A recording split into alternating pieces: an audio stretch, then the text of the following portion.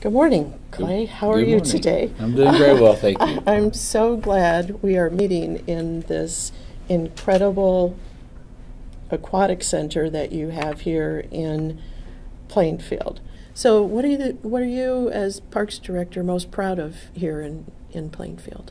No, I think the community as a whole, it's kind of that small town feel with big city amenities, where you have connectivity to communities or to different maybe subdivisions, where if your kids want to go play, you feel safe letting them get on the trail, ride their bike over to the next subdivision so they can go play with their friend. I think it's a safe community. I think it's we have good schools. We have this facility. Our department offers tons of different activities and recreational programs for the family. So I think we try to target the family and make sure we're hitting as many of their needs as we possibly can. I think the trails as a whole they meet the standards, and so access to them. If you were to go to this facility and park or any one of our trailheads that has parking, you'll find that you have easy access to get on and off those trails. I think one of the main thrusts of that plan that you were looking at was typically expressing concerns with sidewalks that were unpassable with wheelchairs, or a sidewalk would come to a curb and it just dropped off. It didn't have a cutout or a smooth transition that met the requirements, and so that was the major thrust of that in those regards. But the trails per se, they're 12-foot wide trails, and we've made them as wide as we possibly can to make them convenient and accessible and safe and user friendly. When we did our survey, we actually inventoried everything in town. I saw that was awesome. Awesome. So we know what sidewalks are in disrepair and unpassable, or they may be okay, and we just need a better transition to do a street crossing, or there's no sidewalks at all. In the older parts of town, that's been here the longest, where the roads are more narrow and there wasn't traffic like there was today. Sidewalks really weren't needed or considered, and so in trying to add sidewalks to those areas, you're infringing on people's yards, and so you have to have their willingness or buy-in to do things like that. But what we did from the priority standpoint was we used a lot of the public input, and we said, okay, well, we have a path here and a path here, but we don't have any way. So that's got to be a priority. We got to get a connection.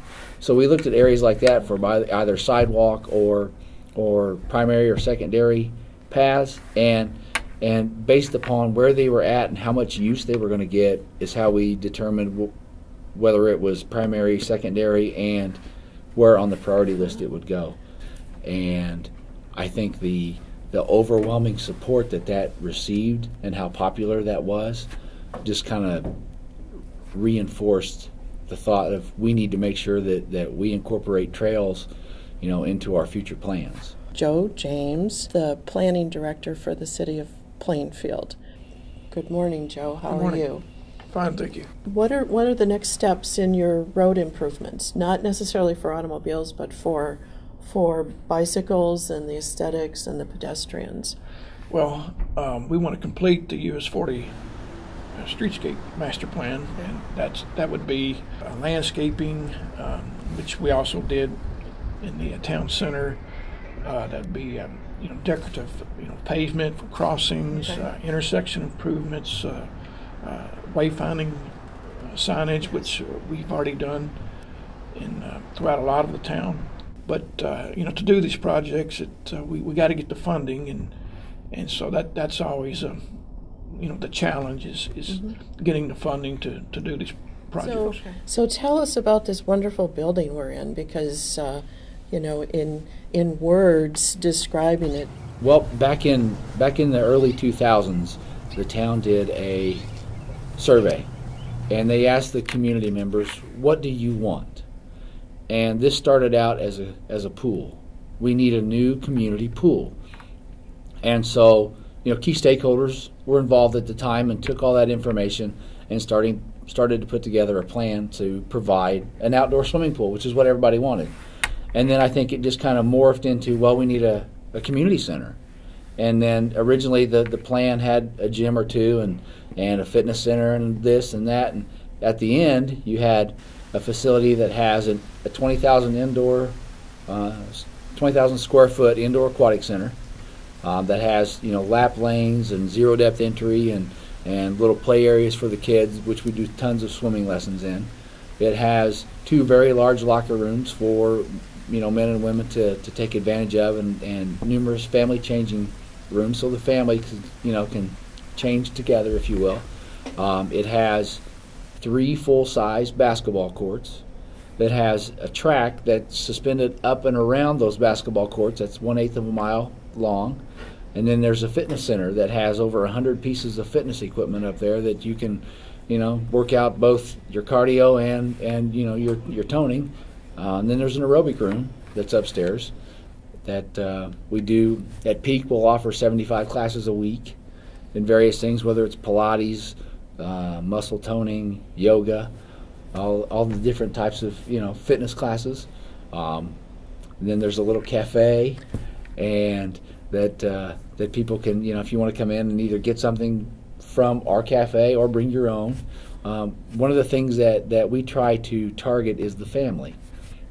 We know what our target market is, and one of the areas that we have in the rec center is called Play World. So moms and dads can bring their children ages 3 to 12 and drop them off in Play World for 90 minutes, and we'll watch them while they go work out.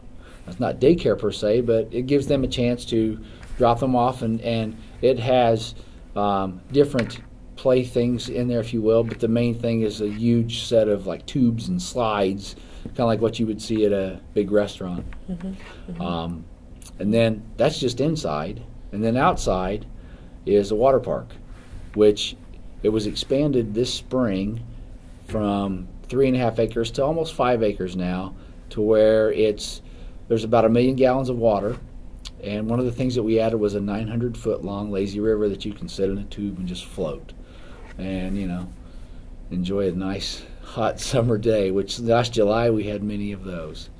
Last year we had just under 500,000 visits, and those visits are everything from, if you were to come in and work out 3 days a week, we would count that as 3 visits. If you have a meeting and 25 people come to your meeting, we'll count those individuals as a visit. But based on all the things that we offer with meeting room space, fitness classes, the water park, both indoor and outdoor, the fitness room, everything combined, we were just under 500,000 visits. And for a town of about 27,000, the facility is getting used, I think, beyond expectations. Very nice. Do you have more plans then for the building and the immediate surrounds here for improvements? Well, we just did a master plan, and as part of the master plan, we got a lot of feedback from community members and key stakeholders in the community, and the recurring theme that we heard over and over again was, what we have is really great, but let's maintain it. Let's not expand to the point where we can't maintain what we have. So a lot of the things that we have in place over the next few years, they're not necessarily expanding the building, but it's more scheduled maintenance and replacement of whether it's treadmills upstairs or HVAC type equipment or carpet or wallpaper, just cosmetic things that just, when you have that many visits, it wears out quick. So that's our plan over the next few years, is to make sure we're maintaining what we already have. Hi, Dennis and Shonda. We're here at the Gear Up Cyclery shop on US 40, the National Road in Plainfield, Indiana. Dennis, okay. Tell us about this store that you opened. We'll be glad to do that. Actually, my wife and I, Janet, thought about opening the business here. We've enjoyed cycling our entire life, and we've been active in that. And we actually retired 4 or 5 years ago, and as a part of that, we thought it would be nice that there would be a bicycle shop to support a healthy lifestyle for the Plainfield citizens in Hendricks County in the west side. We knew that Plainfield was actively developing trail systems here for cyclists, and people were beginning to take advantage of that. It's actually becoming a destination point, and we thought there's nobody here to really support that and promote that healthy living that goes along with being a cyclist. And so we just thought it would be a great opportunity for us to bring that forward for the town to promote that. And so from that, we're hoping to build the cycling community here in Plainfield. So tell us where your store is located. We're right here at 124 West Main Street in downtown Plainfield, which is the historic part of Plainfield that was actually just totally revitalized on the facades of the buildings 2 years ago. And how close are you to a trailhead? We are actually right next door to the trails, 1 block away, and people can get on the trails, and we encourage them to take the bikes here that they're interested in purchasing and take it out for a test ride on the trail system because it's so convenient for them. When you're talking to your customers, which I'm sure you've talked to all the customers, what are you hearing from them about the trail system and their likes and dislikes? Actually, as people move into the community, the bike trails are one of the positive aspects of the community that they like. It's really fun in that you can hop on the trail system anywhere. If you want to go out for a leisurely ride with your family, the trails are great for that. Or if you want to run some errands to the other end of town, the trails are a great way to do that. And people actually will go to ice cream or to dinner. The trail system has many uses, and not only for being active, but for transportation and for family fun as well. So people are really, really coming out in numbers to ride their bikes and to get new bikes and to stay active. And so what kind of bicycle activities and services do you offer here in your store? Okay. We have a full service, not only retail sales where we have bicycles and apparel and all the parts and accessories associated with that, and all that's done through Shonda. But we also do a full service here. And then one of the things that we do to promote the healthy lifestyle is through our fall and winter months, we try to use 2 Thursdays of those months that we dedicate for classes that are free for the public to come, and we educate them on improving their riding style. Sometimes it's on nutrition, sometimes it's on particular clothing and articles associated with that we do training on. And sometimes it's just fun. Maybe we'll watch a cycling movie and serve popcorn, just to build that cycling community here. So do you think the development of your trail system has impacted the economic development of Plainfield? Yeah, definitely. I mean, if you look at any real estate listing in this town, it'll say within X amount of miles or distance to the Recreation Aquatic Center or easy access to the Plainfield Trail System. When companies are looking to Plainfield to potentially relocate, a lot of times they come visit this facility, which ties into the trails, and they're able to then get some information and say, okay, if I were to relocate my company here, I have a really good quality of life, for the people who would work for my company. And so when people move here that are being relocated from other areas of Indiana or the city or even the country or the world, they'll come and they'll look at that, and it's a quality of life issue. With the growing popularity of bicycling for both transportation and recreation and socializing, how has that changed the way of life for your customers in Plainfield here? I think it's given families and individuals, couples, young and old, something to do for activity. You see people out on the trails who you might not have seen before. It's fun to see people gather down at the Dairy Queen on their bikes, or like I said, gather at Metropolis, ride their bikes there, and a group of people will have lunch together and go out on a ride. You just see people, it's been a way for people to be more active, and it's fun to see entire families out together with everyone on a bicycle, as well as different groups of all ages, people meeting specifically for long bike rides. And that's a totally new way of life for people now, discounting that it was the way of life for us when we were little kids, but things changed for a while and now they're back to what we have. Absolutely. And we're also seeing an increase in riders that ride their bike to work. Actually, even from here into Indianapolis, will ride their bikes. And once a year, there's always called the